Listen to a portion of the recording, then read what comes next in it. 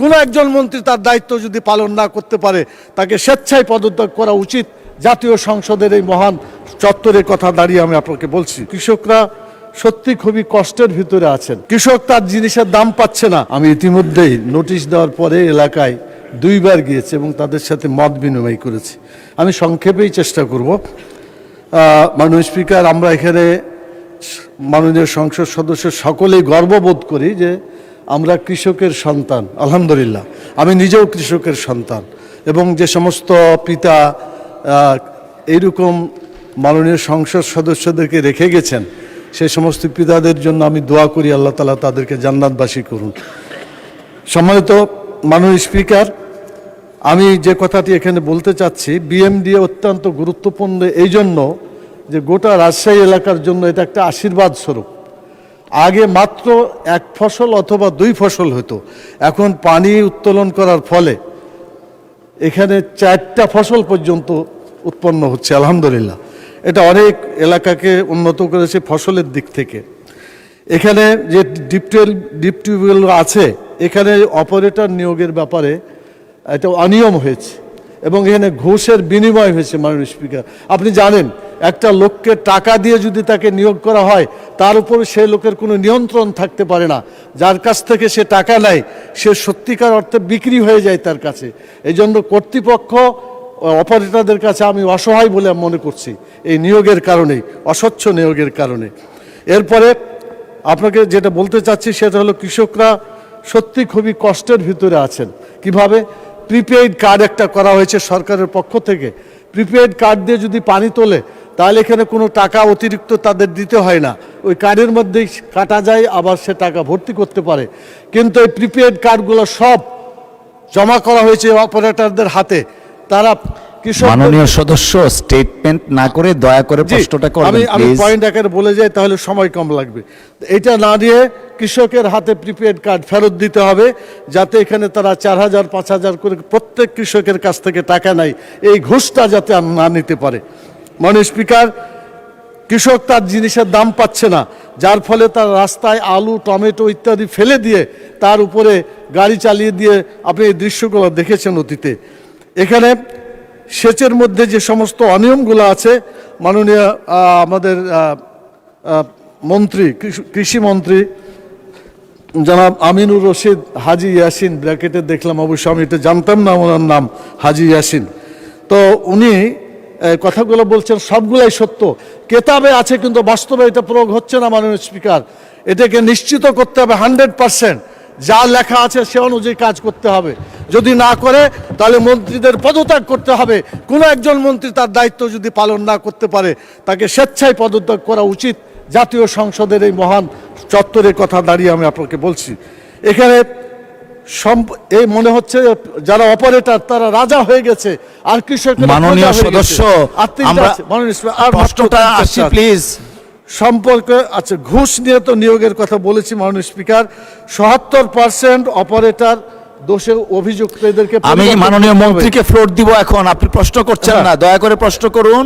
জমি লিজে বাধ্য করা, এটাও একটা অন্যায় কাজ করছে। কৃষকেরা নিজেরা চাষ করতে পারছে না, অন্যদের হাতে জমি দিতে বাধ্য হচ্ছে, দুর্নীতির বিচার হচ্ছে না। আমার প্রশ্ন মাননীয় স্পিকার, এই সবগুলোকে সামনে রেখে যে এই সমস্ত ভালো কথাগুলো যেগুলা মাননীয় মন্ত্রী মহোদয় বলেছেন এটাকে উনি বাস্তবায়ন করতে পারবেন কি না, দ্বিতীয় মানে তার সাথে, এবং সেই সাথে সাথে বর্তমানে যে বিএমডি আছে এটা সরকার তারা নিয়ন্ত্রণ করছে বলে আমার জানা নাই। তারা বলছে যে আমরা অটোনমাস বডি, আয় দিয়ে দায় শোধ করি আমরা। অতএব এরকম না রেখে আমি মনে করি সরকারের দায়িত্ব নেওয়া দরকার এবং বিএমডিকে একটা গ্রহণযোগ্য স্বচ্ছ একটা কর্তৃপক্ষ তৈরি করে উত্তরাঞ্চলের কৃষিতে একটা বিপ্লব আনার জন্য মাননীয় স্পিকার, মাননীয় মন্ত্রী চেষ্টা করবেন কিনা, পদক্ষেপ নেবেন কিনা, সেটাই আমার প্রশ্ন। Thank you. মাননীয় সংসদ সদস্য অনেক বড় করে প্রশ্ন করেছেন, দোষ ওনারও না। একটা ট্রাকের কথা আছে না, ওষুধ দিব কোথায়, সারা গায়ে ব্যথা। গত 17 বছরে এত বেশি দলীয়করণ করা হয়েছে। এটা আমরা তো ক্ষমতা এলাম 2 মাস, আমরা আসার পরে তো পাম্পও চালু করতে পারি নাই এখনো। সিজন আসুক না, তারপরে না পাম্প চালু হবে। কিন্তু মানে আপনারা দায়িত্ব নিয়েছেন 2 মাস, ক্ষমতা না দায়িত্ব।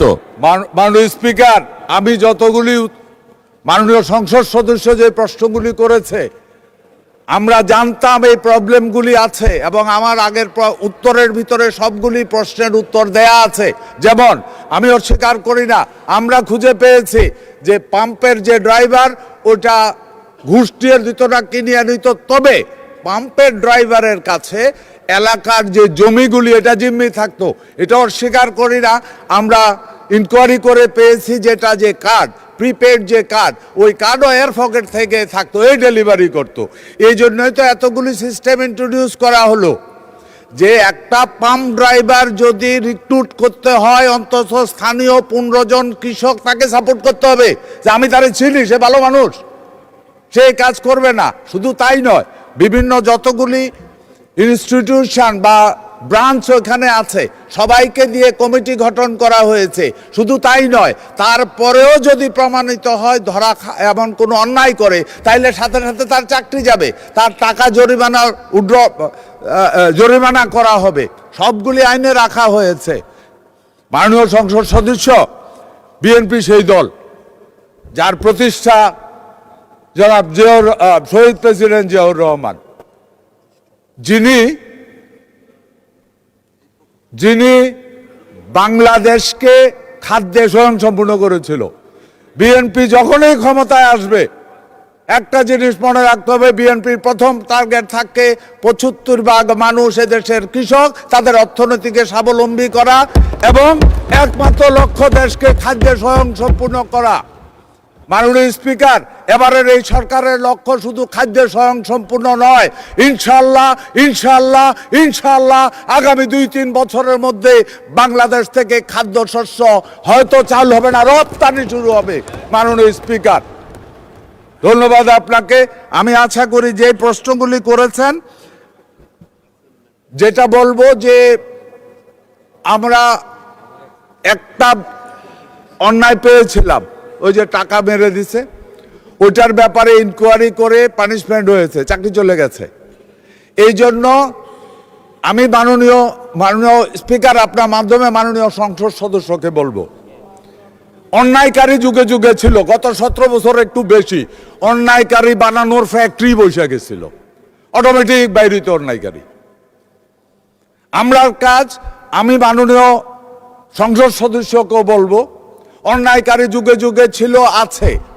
জনগণ যখন সচেতন হবে, সরকার সচেতন আছে, জনগণকে সচেতন হতে হবে। জনগণ সচেতন হোক, অন্যায় থামতে বাধ্য হবে, জনগণের সাথে সরকার আছে।